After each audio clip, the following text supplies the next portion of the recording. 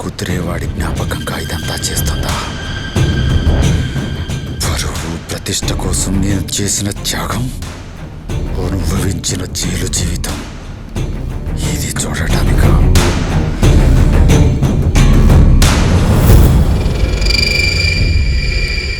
లాభం లేదు.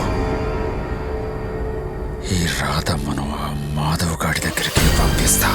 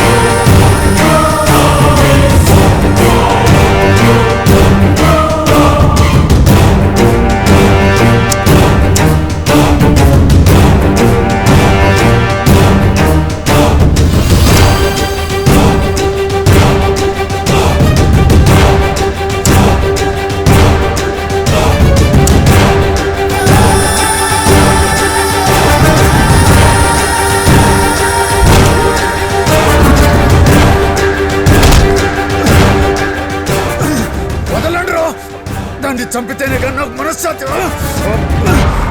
ఇది నా మాధవ కలగన్న సామ్రాజ్యం. ఇక్కడ చీమ చిటుక్కుమన్నా నాకు తెలుస్తుంది. అలాంటిది నువ్వు 10 రోజులుగా ఇక్కడే ఉన్నా నాకు తెలియకుండా ఎలా ఉంటుంది?